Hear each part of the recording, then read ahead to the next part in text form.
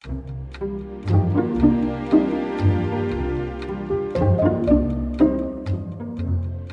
patrón Bitcoin, por Saifedean Ammous. Introducción.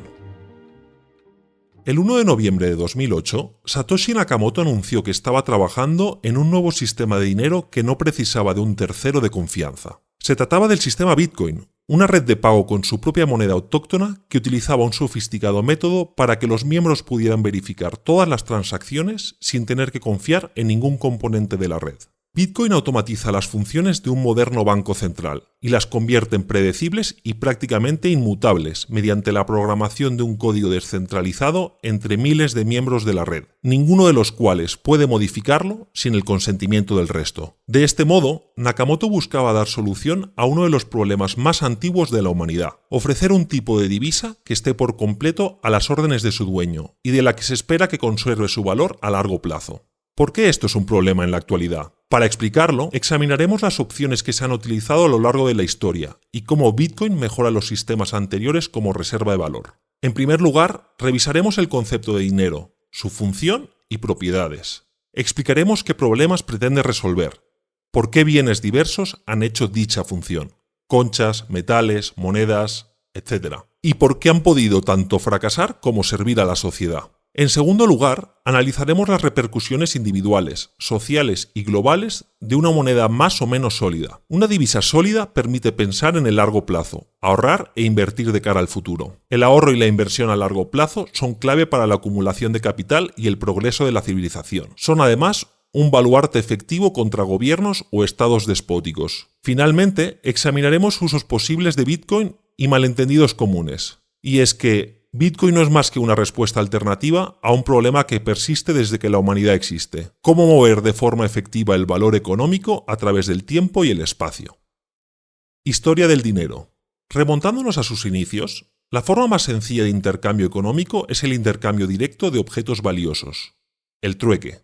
No obstante, este es práctico solo en círculos pequeños, ofreciendo poca oportunidad para la especialización, ya que todas las personas deberían ocuparse en la obtención y producción de elementos básicos de supervivencia. Una economía más grande y compleja hace posible que los individuos se especialicen en mercancías más diversas e intercambiables entre más personas, las cuales no deben conocerse entre sí sin tener un recuento actualizado de bienes, servicios y favores. No obstante, surge el problema de la coincidencia de deseos. Aquello que se quiere adquirir lo produce alguien que no desea lo que tenemos para vender e intercambiar. Además, tendríamos problemas de escalas, ya que puede que el valor que uno quiera no tenga el valor que se tenga en propiedad. Incluso puede que no sea práctico dividir uno de ellos en unidades más pequeñas. Imagina tener que intercambiar zapatos por una casa. No puedes dividir la casa en fragmentos más pequeños, ni el dueño de la casa querrá poseer todos los zapatos que en su valor conjunto equivalen a la casa. En segundo lugar, aparece la falta de coincidencia en la línea temporal. Si tratamos de intercambiar manzanas por un coche, éstas se estropearán antes de cerrar el trato. Además, tendríamos que hacer frente a una posible falta de coincidencia en la ubicación. Por ejemplo, las casas suelen no ser fácilmente transportables. La única manera de evitarlo es usar un intercambio indirecto, un producto que la otra persona quiera, un instrumento de cambio. De manera natural, surge un único o número reducido de instrumentos de cambio, para que todos canjeen sus bienes por el mismo. Si es ampliamente aceptado, se denomina dinero. No es un bien de consumo, ni tiene el fin de ser empleado para la producción de otros bienes, lo que conoceríamos como inversión o bien de capital. La inversión genera un retorno, que el dinero no brinda. No obstante, esta genera un riesgo de fallo, mientras que el dinero, en principio, da mayor seguridad. Las inversiones suelen tener un menor grado de liquidez que el dinero, ya que requieren costes de transacción. Por esta razón, siempre habrá demanda de dinero. El precio de la conveniencia de guardar dinero es la renuncia al consumo y al retorno de una posible inversión. Karl Menger, miembro de la Escuela Austríaca de Economía, averiguó cuál era la propiedad esencial que hace que un bien sea adoptado con libertad como moneda en el mercado: la vendibilidad, la facilidad de venta de un producto en el mercado siempre que lo desee el titular, con el menor perjuicio de su precio. No hay nada que estipule qué puede ser utilizado como dinero y qué no. A lo largo de la historia han sido utilizados diversos tipos: oro, plata, cobre, conchas marinas, piedras, sal, ganado, valores del Estado, piedras preciosas, alcohol, cigarrillos, etc. En cualquier caso, el bien elegido debe solventar la vendibilidad en diversas escalas, en el espacio y en el tiempo. Se debe poder fragmentar en unidades más pequeñas o agrupar en más grandes. También debe ser fácil de transportar. El tercer atributo es el más problemático, la capacidad de conservar su valor en el futuro. El dinero debe actuar como reserva de valor. Debe ser inmune al deterioro, corrosión y otras clases de degradación. Por ello, manzanas, pescado y naranjas no funcionaron. Aún así, puede que un producto pierda notablemente su valor aunque su condición física quede inalterada. Para ello, es necesario que la oferta del mismo no aumente de forma radical. Las monedas utilizadas a lo largo de la historia tenían algún mecanismo capaz de limitar su producción, con el fin de mantener el valor de las unidades existentes. Una moneda cuya oferta es difícil de aumentar es conocida como moneda fuerte. Para entender el concepto de fortaleza en este contexto, debemos examinar los dos criterios para su cumplimiento. En primer lugar, las existencias o stock, la oferta existente integrada por todo lo que ha sido producido en el pasado, menos todo lo que ha sido consumido y destruido. En segundo lugar, el flujo, la producción adicional que se llevará a cabo en el siguiente periodo. De este modo, obtenemos el ratio entre existencias y flujo. A mayor ratio, mayores probabilidades de que la moneda mantenga su valor. Si se adquiere una moneda fuerte como reserva de valor, su adquisición aumentará la demanda y, por tanto, el precio. No obstante, el flujo es pequeño comparado con la oferta existente. Incluso dándose un gran aumento de la producción, es poco probable que provoque una caída significativa del valor. En cambio, si hablamos de una moneda débil, sería fácil para los productores crear grandes cantidades de la misma, suponiendo una caída en el precio y la consiguiente expropiación de la riqueza de los ahorradores. Toda moneda que sea empleada con éxito contará con algún mecanismo artificial que tienda a limitar el flujo del bien en el mercado, manteniendo así su valor en el tiempo. Para que algo asuma el rol monetario, debe ser costoso de producir.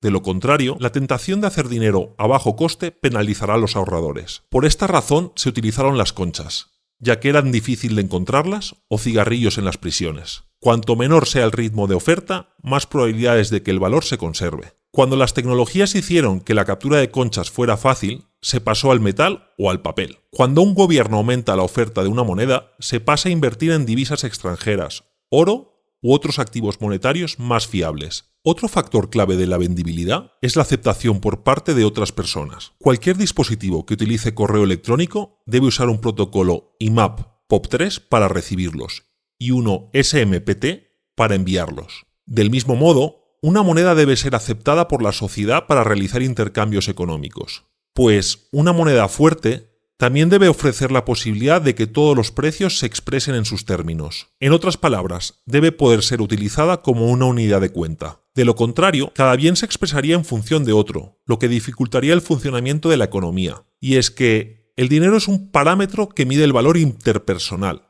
la recompensa a los productores en función del valor que aportan a los demás, indicando a los consumidores cuánto deben pagar para obtener el bien deseado. Solo con un instrumento de cambio uniforme, los cambios se vuelven posibles. Con ello, la posibilidad de especialización en tareas complejas, la acumulación de capital y la creación de grandes mercados. Cuanto mayor sea la economía, mayores oportunidades en especialización en producción de bienes que crearán bienes de consumo en procesos más largos, lo que posibilita productos de mayor calidad y más productivos. En las economías primitivas, uno debía acercarse a la orilla y cazar pescado con las manos. A medida que la economía crece, se desarrollan herramientas más sofisticadas, lo cual aumenta la productividad. La acumulación de capital ha hecho posible la inversión en métodos y herramientas más productivas, permitiendo a su vez que el proceso sea más largo, más productivo por unidad de trabajo, creando productos de mejor calidad. Los buques pesqueros en la actualidad son capaces de navegar ante las inclemencias del clima,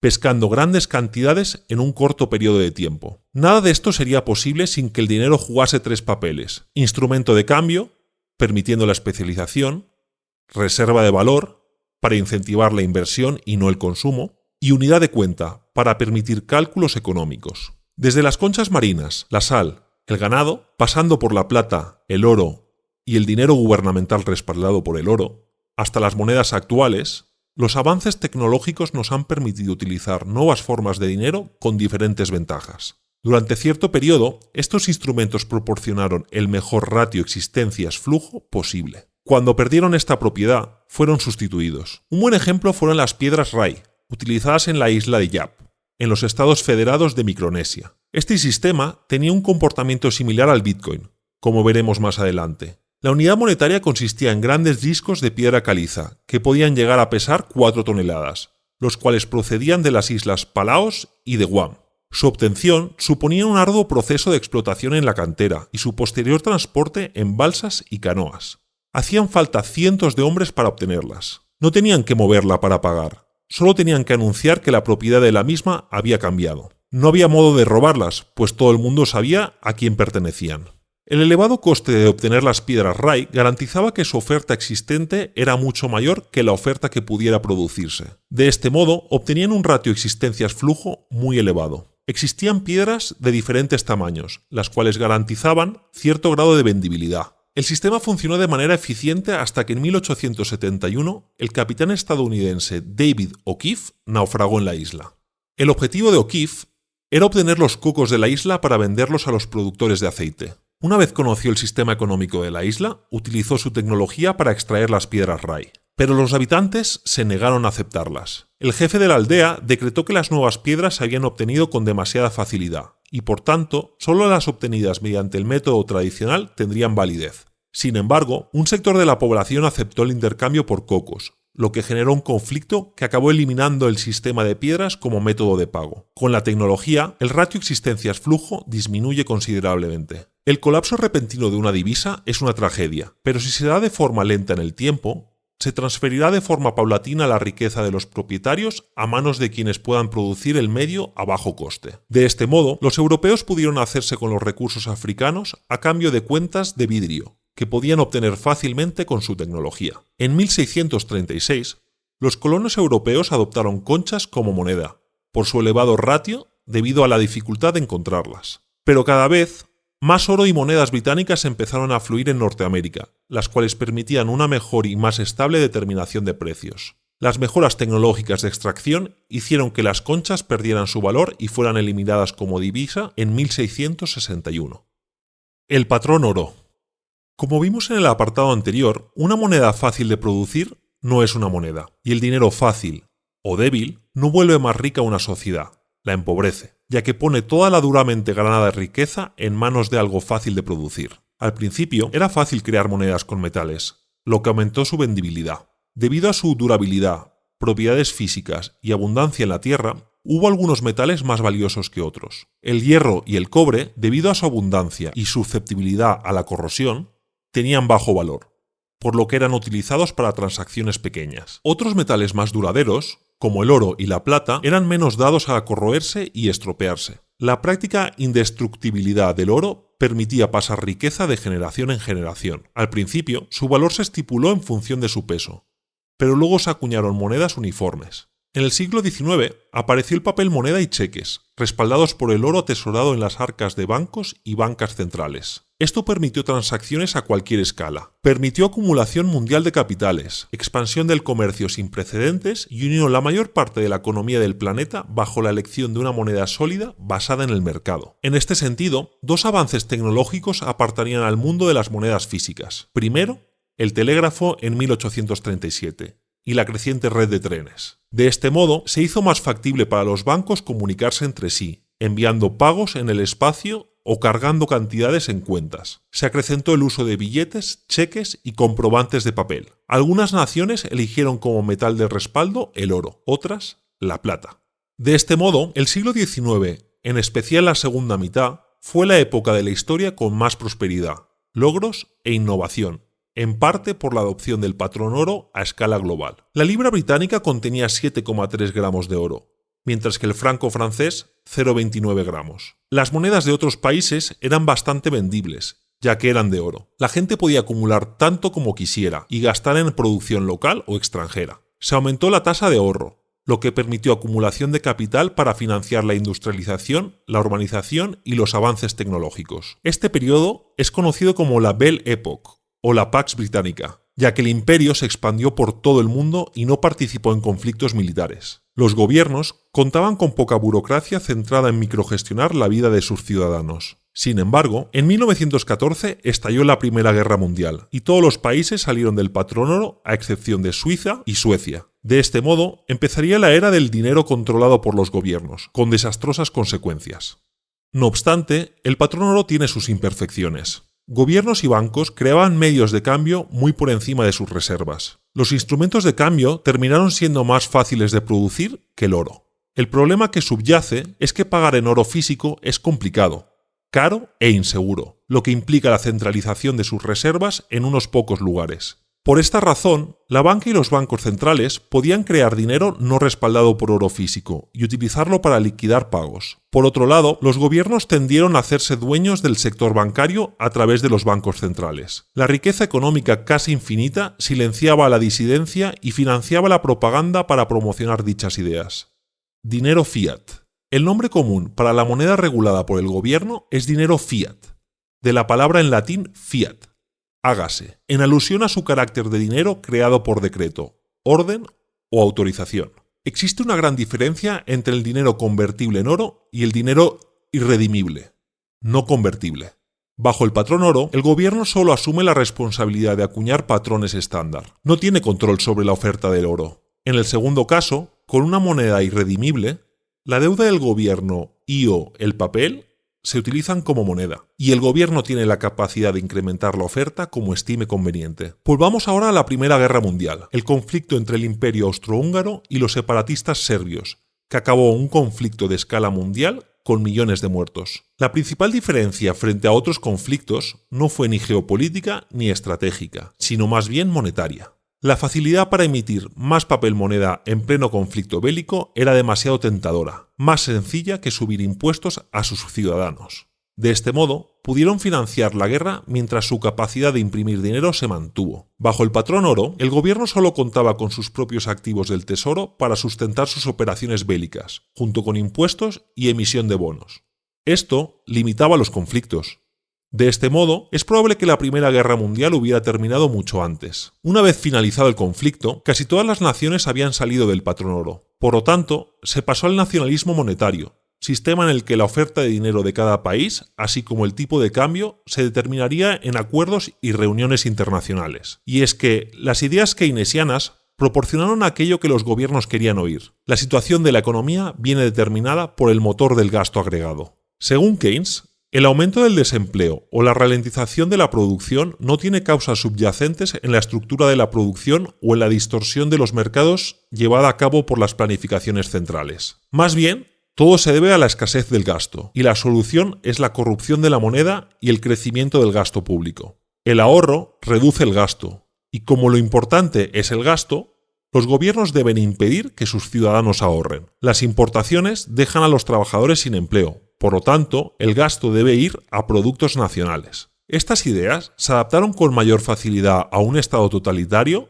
que la idea de producción y distribución de un producto en condiciones de libre competencia. Partiendo de estas ideas, las universidades pasaron a ser parte del aparato del gobierno. La gestión gubernamental de la economía se convirtió en el incuestionable punto de partida en la educación económica moderna. Estas ideas continuaron siendo aplicadas durante la Segunda Guerra Mundial y el posterior Tratado de Bretton Woods. La falacia keynesiana de que el gasto público en actividades militares contribuía a la recuperación económica seguía estando vigente.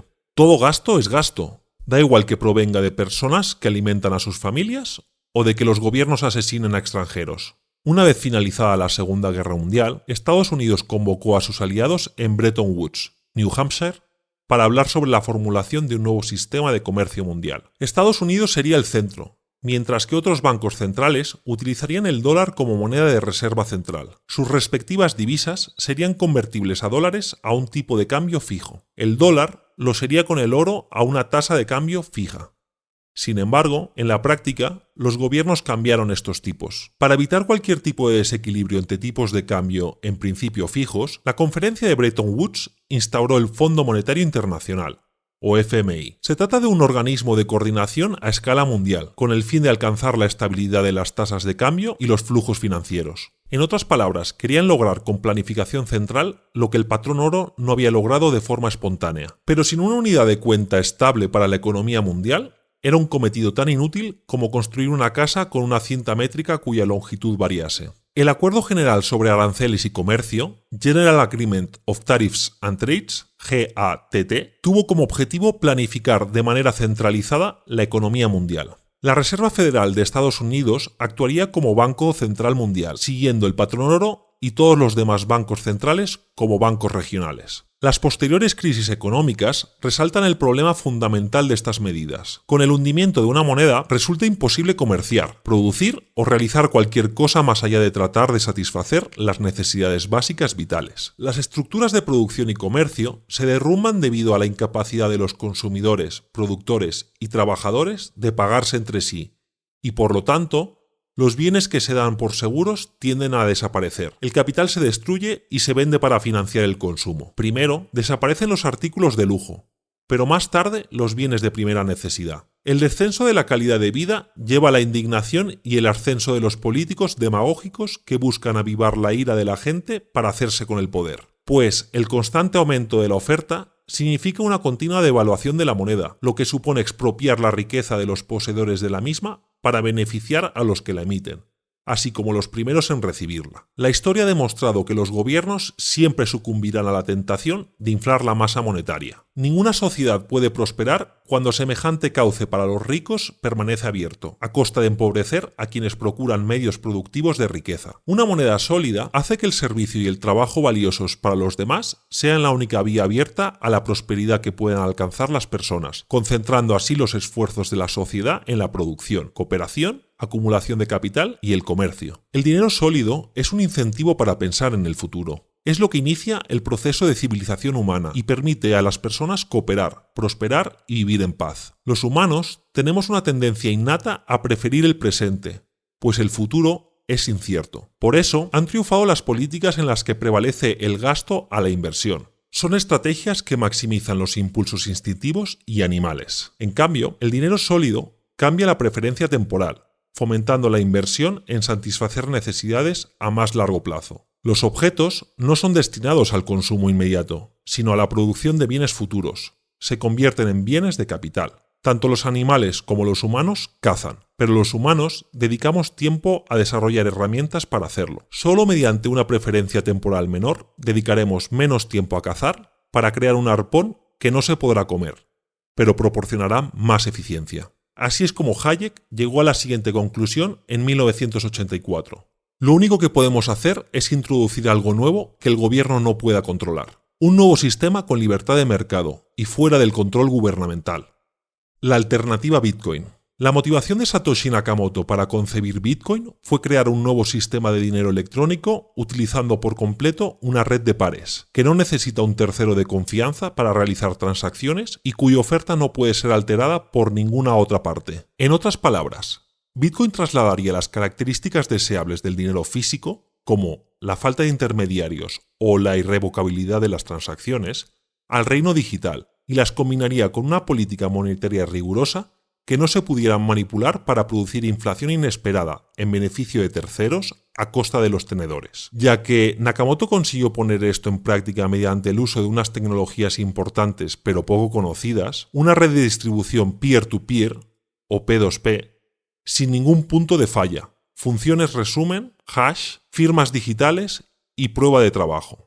Nakamoto eliminó la necesidad de confiar en un tercero al crear Bitcoin sobre la base de una prueba y verificación muy rigurosa e invulnerable. Se puede decir que la principal característica funcional de Bitcoin es la verificación, y solo por eso puede eliminar por completo la necesidad de un tercero de confianza. Toda transacción tiene que quedar registrada por cada miembro de la red, de modo que pueden compartir un registro de balances y transacciones. Siempre que un miembro de la red transfiera una suma a otro, todos los integrantes de la red pueden comprobar que el emisor tiene saldo suficiente y los nodos compiten por ser los primeros en actualizar el libro de contabilidad, con un nuevo bloque de transacciones cada 10 minutos. Para que un nodo añada un bloque de transacciones al registro, tiene que emplear energía de procesamiento para solucionar problemas matemáticos que son costosos de resolver, pero cuya correcta solución es fácil de verificar. Este es el sistema de prueba de trabajo, POW, de Proof of Work por sus siglas en inglés. y solo con una solución correcta puede incluirse y verificar un bloque por parte de todos los miembros de la red. Si bien estos problemas matemáticos no guardan relación con las transacciones de Bitcoin, resultan indispensables para el funcionamiento del sistema, ya que obligan a los nodos de verificación a emplear energía de procesamiento que se desperdiciaría si incluyeran transacciones fraudulentas. Una vez que el nodo soluciona la prueba de trabajo correctamente y anuncia las transacciones, otros nodos de la red votan su validez y, cuando una mayoría ha votado a aprobar el bloque, los nodos comienzan a incluir transacciones para que se añada un nuevo bloque al anterior y solucionar la nueva prueba de trabajo para este nuevo bloque. Fundamentalmente, el nodo que incluye un bloque válido de transacciones a la red recibe una recompensa por bloque, que consiste en nuevos bitcoins añadidos a la oferta monetaria junto con todas las comisiones de emplear transacciones que pagan las personas que están realizando. Este proceso es lo que se denomina minería, similar a la extracción de metales preciosos, razón por la cual a los nodos que solucionen la prueba de trabajo se les llama mineros. Esta recompensa por bloque compensa a los mineros por los recursos que dedican a la prueba de trabajo. Mientras que, en un banco central moderno, el nuevo dinero creado se destina a financiar préstamos y gastos del gobierno, en Bitcoin este va a parar a quienes gastan recursos en actualizar el registro. Nakamoto programó Bitcoin para que produjera un bloque aproximadamente cada 10 minutos y para que cada bloque contuviera una recompensa de 50 monedas en los primeros 4 años de operación de Bitcoin, para reducirlo luego a 25 monedas y a la mitad cada 4 años. La cantidad de bitcoins creada está programada y no puede alterarse por mucho esfuerzo y energía que se emplee en la prueba de trabajo. Esto se consigue mediante un proceso llamado ajuste de dificultad, lo que puede que sea el aspecto más ingenioso del diseño de Bitcoin. Conforme un mayor número de personas deciden tener bitcoins, el valor de mercado de la moneda aumenta y esto hace que la minería de nuevas monedas sea más rentable, lo que lleva a más mineros a gastar más recursos en solucionar problemas de prueba de trabajo. Que haya más mineros significa más energía de procesamiento, lo que se traduciría en llegar a las soluciones de la prueba de trabajo más rápido, aumentando así la tasa de emisión de nuevos bitcoins. Pero, a medida que aumenta la capacidad de procesamiento, Bitcoin incrementará la dificultad de los problemas matemáticos necesarios para desbloquear las recompensas de minería y garantizar así que los bloques sigan tardando cerca de 10 minutos en producirse. El ajuste de dificultad es la tecnología que ofrece más garantías fiables para hacer dinero sólido y limitar el aumento de la ratio existencias-flujo, y es lo que diferencia fundamentalmente al Bitcoin de cualquier otra moneda. Mientras que el aumento de valor de cualquier moneda conduce a más recursos dedicados a su producción y por tanto a un aumento de su oferta, cuando el valor del Bitcoin sube, redoblar los esfuerzos para producir bitcoins no lleva a la producción de más monedas. Por el contrario, eso solo provoca un aumento en la capacidad de procesamiento necesaria para realizar transacciones válidas en la red de Bitcoin, lo que solo sirve para hacer la red más segura. Bitcoin es el dinero más sólido jamás inventado. El incremento de su valor no puede aumentar su oferta, solo puede hacer la red más segura e inmune a los ataques. La seguridad de Bitcoin reside en la simetría existente entre el coste de resolver la prueba de trabajo necesaria para la transacción al registro y comprobar su validez. Cuesta cantidades de electricidad y capacidad de procesamiento cada vez mayores registrar transacciones, pero el coste de comprobar la validez de las mismas se aproxima a cero y permanecerá en ese nivel por mucho más que crezca Bitcoin. En este sentido, intentar perpetrar transacciones fraudulentas en el libro mayor de Bitcoin es desperdiciar deliberadamente recursos en resolver la prueba de trabajo, solo para ver que los nodos la rechazan sin apenas coste, ocultándose así la recompensa del bloque al minero. Con el paso del tiempo, se hace cada vez más difícil alterar el registro, ya que la energía que se necesita es mayor que la empleada, que solo aumenta con el tiempo. Este proceso iterativo tan complejo ha crecido hasta exigir ingentes cantidades de procesamiento y de electricidad, pero produce un registro de propiedad y de transacciones que no admite discusión, y sin tener que depender de la credibilidad de un tercero. El registro compartido de Bitcoin puede compararse con las piedras Rai de la isla de Yap, que hemos visto anteriormente, ya que las transacciones se producen sin que el dinero se mueva en realidad. Mientras que los isleños de Yap se reunían para anunciar la transferencia de la propiedad de una piedra de una persona a otra, y toda la población sabía a quién pertenecía cada piedra, en Bitcoin los miembros de la red transmiten su transacción a todos los miembros de la red, quienes comprueban que el emisor tiene el saldo necesario para la transacción y se lo abonan al receptor. Mientras que el robo físico de las piedras RAI hacía que su divisibilidad fuera muy poco práctica, Bitcoin no tiene que hacer frente a este problema. La oferta de Bitcoin está formada por un máximo de 21 millones de monedas, cada una de las cuales es divisible en 100 millones de satoshis, haciéndola altamente vendible en todas las escalas. Si bien las piedras de Yap solo resultaban prácticas para unas cuantas transacciones en una pequeña isla con una exigua cantidad de habitantes que se conocían entre sí, Bitcoin tiene mayor vendibilidad en el espacio, porque cualquier persona en cualquier lugar del mundo con conexión a Internet puede acceder al registro digital. Bitcoin es además el primer ejemplo de escasez absoluta, la única materia líquida, digital o física, con una cantidad determinada fija que en teoría no puede aumentar. Por esta razón, tiene una elevada vendibilidad en el tiempo. De este modo, se evitarían estrategias de expansión monetaria que devaluarían la divisa. El crecimiento de la masa monetaria está determinado por una función programada adoptada por todos los miembros de la red. Mientras que las monedas tradicionales aumentan continuamente su oferta y disminuyen su poder adquisitivo, Bitcoin ha presenciado hasta ahora un gran aumento de su poder adquisitivo real a pesar de un aumento moderado de su oferta, aunque reducido y limitado. Dado que a los mineros que verifican transacciones se les recompensa con bitcoins, estos mineros tienen un gran interés en mantener la integridad de la red, lo que a su vez provoca que el valor de la moneda suba. La volatilidad del bitcoin deriva de que su oferta es totalmente inflexible y no responde a cambios de la demanda, porque está programada para crecer a un ritmo predeterminado. Para cualquier mercancía habitual, la variación en la demanda afectará las decisiones de producción por parte de los productores de la misma. Un aumento en la demanda hace que aumente su producción, moderando la subida del precio y permitiéndoles aumentar su rentabilidad. Mientras que una caída en la demanda hace que los productores disminuyan su oferta, lo que les permite minimizar pérdidas. Mientras que las monedas tradicionales aumentan continuamente su oferta y disminuyen su poder adquisitivo, Bitcoin ha presenciado hasta ahora un gran aumento de su poder adquisitivo real a pesar de un aumento moderado en su oferta, aunque reducido y limitado. Dado que a los mineros que verifican transacciones se les recompensa con bitcoins, estos mineros tienen un gran interés en mantener la integridad de la red, lo que a su vez provoca que el valor de la moneda suba. La volatilidad del bitcoin deriva de que su oferta es totalmente inflexible y no responde a cambios de la demanda, porque está programada para crecer a un ritmo predeterminado. Para cualquier mercancía habitual, la variación en la demanda afectará las decisiones de producción por parte de los productores de la misma. Un aumento en la demanda hace que aumente su producción, moderando la subida del precio y permitiéndoles aumentar su rentabilidad, mientras que una caída en la demanda hace que los productores disminuyan su oferta, lo que les permite minimizar pérdidas. Hasta la invención de Bitcoin, toda forma de dinero era ilimitada en su cantidad y, por consiguiente, imperfecta en su capacidad de servir como reserva de valor a lo largo del tiempo. La oferta monetaria inmutable de Bitcoin la convierte en el mejor medio de guardar valor producido a partir del tiempo humano limitado, por lo que se erige posiblemente en la mejor reserva de valor que la humanidad haya inventado en toda su historia. En otras palabras, Bitcoin es la manera más económica de comprar el futuro, ya que constituye el único medio que no puede verse devaluado, por mucho que aumente su valor.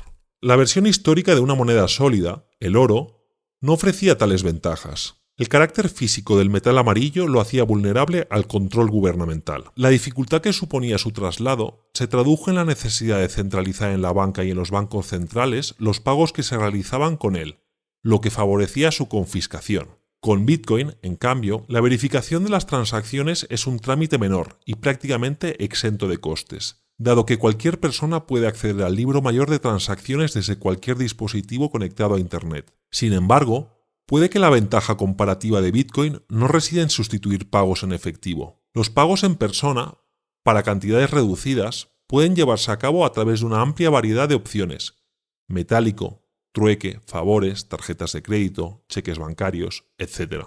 Los sistemas de pago centralizado, como Visa y Mastercard, utilizan un registro centralizado en el que se consignan todas las transacciones, así como seguridad completamente separada. Visa puede procesar unas 3.200 operaciones por segundo, lo que equivale a más de 100 billones de transacciones al año. Los actuales bloques de Bitcoin de 1 megabyte son capaces de procesar un máximo de 4 transacciones por segundo, 350.000 por día o alrededor de 120 millones al año. Para que Bitcoin pudiera procesar los más de 100.000 millones de transacciones de Visa, cada bloque tendría que ser de unos 800 megabytes, lo que significa que cada 10 minutos Cada nodo Bitcoin añadiría 42 terabytes o 42.000 gigabytes. Tal cifra está totalmente fuera de la esfera de la posible capacidad de ordenadores disponibles en el mercado, ni en la actualidad ni en un futuro cercano.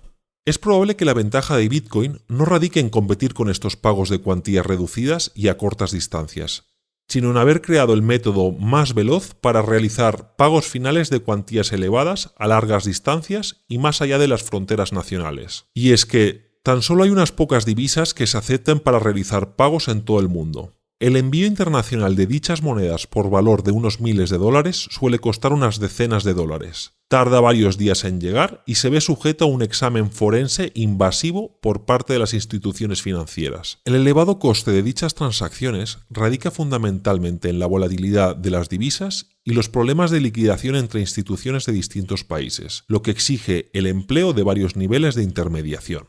Por otra parte, al no entrañar riesgo de contraparte ni depender de terceros, Bitcoin es idóneo para desempeñar la misma función que el oro como patrón de referencia. Representa dinero neutral para un sistema internacional que no confiere a ningún Estado el exorbitante privilegio de emitir la moneda de reserva mundial y no depende de su rendimiento económico. Al estar separado de la economía de un país en particular, su valor no se verá afectado por el volumen de comercio denominado en él, evitando así los problemas de tipos de cambio que han plagado el siglo XX. Además, el carácter definitivo de la liquidación en Bitcoin no depende de ninguna contraparte y no requiere que ni un solo banco ejerza de árbitro de facto. La provisión de Bitcoin no puede verse inflada por ningún banco miembro, lo que la convierte en un valor de reserva más interesante que las monedas nacionales, diseñadas para que su oferta pueda ser incrementada y así financiar a los gobiernos. En un mundo en el que los gobiernos no pueden crear más bitcoins, estos bancos centrales de Bitcoin competirían libremente entre sí para ofrecer instrumentos monetarios y soluciones de pago con la moneda digital como aval. Los tipos de interés podrían variar y el dinero en efectivo de unos bancos podría negociarse con descuento respecto a los otros. Conclusión. Una vez completado el viaje a través de la historia, analizando tecnologías encargadas de realizar las funciones del dinero, desde los sistemas primitivos de dinero, como las conchas, metales, monedas, el patrón oro y la deuda pública moderna, podemos entender por qué el sistema Bitcoin, descentralizado y distribuido, es la primera forma de efectivo digital implementada con éxito. El patrón Bitcoin es la alternativa descentralizada a los bancos centrales. Y es que debemos tener cuidado con a quién damos el poder de tomar macrodecisiones centralizadas. Los economistas de la escuela austríaca como Hayek defendían que bajo una realidad orgánica las cosas funcionan de forma distributiva. No necesitamos conocimiento para que las cosas salgan bien, tampoco racionalidad individual. Solo nos hace falta la estructura. Los mercados racionales no requieren que ningún agente concreto sea racional. No necesitamos una administración de estilo soviético integrada por seres humanos muy inteligentes. Por esta razón, Bitcoin es una buena idea. No tiene dueño ni autoridad que pueda decidir su suerte.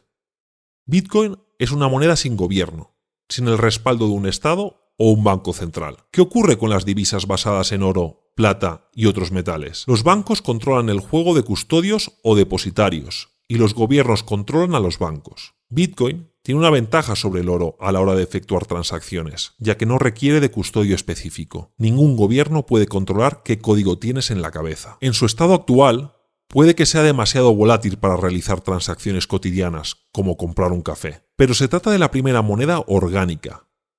Es un recordatorio de la pérdida del último objeto que los gobiernos pueden controlar, nuestra póliza de seguro contra un futuro orwelliano.